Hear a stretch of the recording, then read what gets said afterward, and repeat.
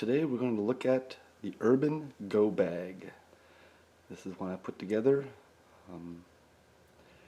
What you need may be different, but this is just kind of an example of some of the things that might be useful in an urban environment. Stick around, we'll check it out.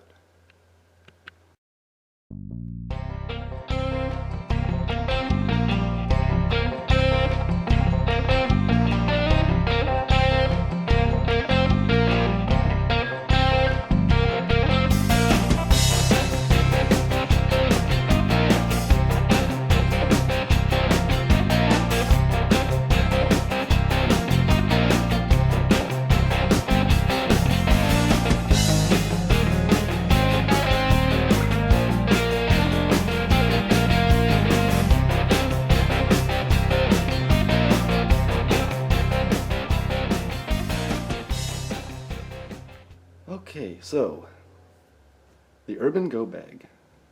An urban environment tends to have some different challenges and different needs than, say, a wilderness or a rural type environment. Urban offers some unique challenges. Usually tool heavy is the way I tend to go with it. Let's first of all, the bag is it's just a Walmart, I think, outdoor products bag. I chose this bag because it's not flashy, it's not there's no camo, it doesn't look super tactical. It does have some of the webbing on it, so you could attach some extra gear to the outside. But for the most part, it's just this basic gray. It's something you tend to see a lot in an urban environment, people carrying books, laptops. They're just day-to-day kind of stuff. I think the bag was like $20, so it wasn't too bad. Let's take a look at what I have on the outside first. So right here is my container. This is an Endure water filter bottle. It's a flip-top design, and it does have a filter on the inside, so you don't need to mess around with boiling or tablets. And this is a pretty unique bottle here. I don't have exactly the specs on hand, but so the filter is designed to filter out the normal things, parasites, Giardia, Cryptosporidia. It's also advertised that it will also filter out chemicals and heavy metals, chlorine, lead, those sorts of things. I think it filters out like iron, some other things like that. So it's a pretty advanced filter, and the filter is replaceable. You just pop it off and you can pop a new one on. I might do a separate review on this bottle just because it is pretty unique. It's 28 ounces. So that's what I'm going to be using for my water.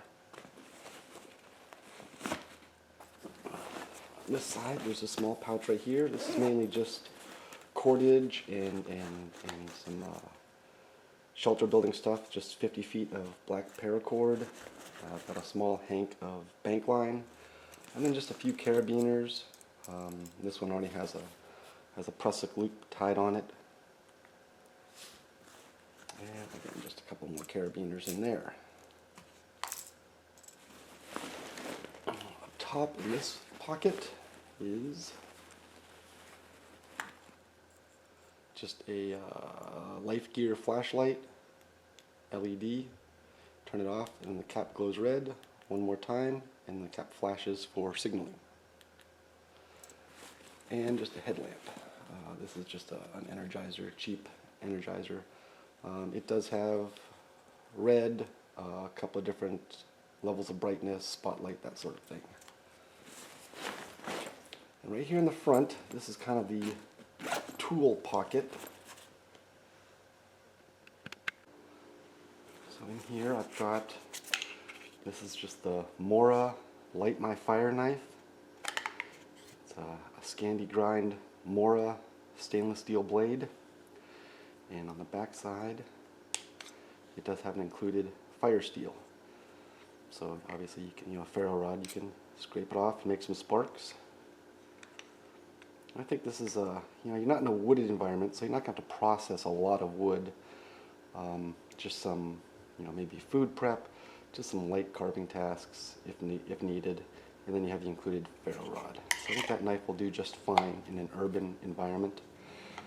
Now this will go along with an EDC, so I do conceal carry a firearm, so I'll have that with me at all times. So this isn't a defensive weapon. Also have this is a SOG Powerlock multi-tool. Pretty standard multi-tool. I like this one a lot. It's got this gear reduction, which gives you a lot of torque and a power to grab a hold of bolts or, cut some heavy wire. Household wiring is typically heavier than say automotive wiring or some of the other stuff you might find. So this tool includes a pair of scissors, a 1/4-inch bit driver, a bottle opener and flat blade screwdriver, and then a partially serrated blade. On this side, you have a saw, a can opener, a Phillips head screwdriver, I guess this is another flat blade screwdriver, a punch or awl, and then a file. Yeah, I like this tool a lot. It's a good one.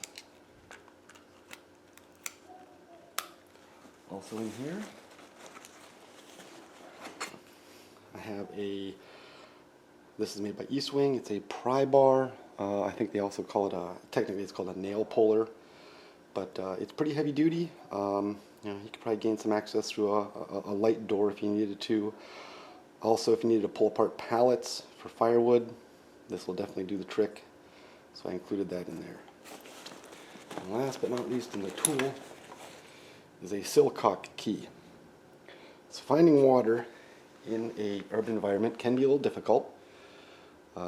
Most commercial buildings have water faucets on the outside. However, they don't have the handle to open the faucet up. They just have the square post that you would need a key like this to turn the water on and off.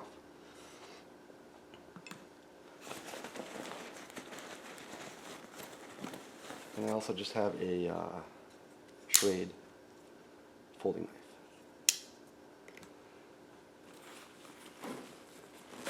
In this compartment, there's a lot of stuff in here. A glow stick. I also have this, also made by Indoor. This is an emergency survival bag. Reflects body heat, water and wind resistant, compact and lightweight. It's 36 by 84 inches, and it is in the OD green. So it's basically just a bivy sack, very similar to the SOL emergency bivy bag. And I picked the OD green again to kind of stay less conspicuous.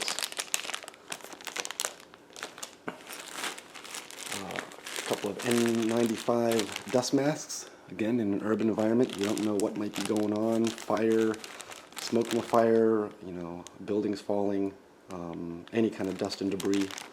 Just keeps the garbage out of your lungs. I just have a Write in the Rain notebook with a matching pen. The CRKT Eaton Tool XL. It's got a couple of tools on it, a bottle opener, and obviously the spork. In here I just have a small compass, a roll of Gorilla Tape, again invaluable in an urban or a wilderness setting. Repairing gear, repairing anything, you can use it for cordage, lashing, a million uses. Up here I just have this is just one of those clear emergency ponchos, a cotton bandana, one of these towels you put in water and it puffs up to a full-size towel. Lightweight, don't know how useful it is, but I had it so I threw it in there. And some hand sanitizer. Again, in an urban environment, you don't know what you're going to be going into. If it's some sort of pandemic kind of thing, this may not help a lot, but it's better than nothing. And that's everything. That's everything there. And in this back pocket, I just have a couple of granola bars. Just a little bit of energy. finding food in an urban environment may or may not be easy, depending on, I guess if you're willing to loot stores or whatever. I'm not condoning that type of behavior. Back here, I just have this small, this is just a survival kit. I've added a bunch of stuff to it. Urban, wilderness, a little bit of cordage, mini Bic lighter, a wet fire, 4 Tinder quick tabs. There's a couple of water purification tablets. Don't expect to need to use those with having this filter bottle. Emergency whistle. There's also a Fresnel lens, a signaling mirror, and just a small sparker. The Adventure Medical Kit's 1.0 first aid kit. This is a great, lightweight, inexpensive first aid kit. There's a few reviews online. A channel called Randy D did a great review of this product. I urge you to go check out that video, check out his channel. This actually includes another whistle, a button compass, antiseptic wipes, multiple bandages and dressings, 10 yards of tape, moleskin, splinter picker, tick mover. They're basically just tweezers. Antiseptic ointment, after bite, ibuprofen, antihistamines, acetaminophen, and a couple of aspirin. That's that. This is just a, put this together, it's just a hygiene kit. In an urban environment, you may have an opportunity to get yourself cleaned up, maybe get back out into society a little bit. You just don't want to look all grubby running around like you're a survivalist or whatever. So in here is just, this is actually a hairbrush, toothpaste, deodorant, toothbrush, some hand soap, there's some Rolaids in there, more Advil, and some lip balm.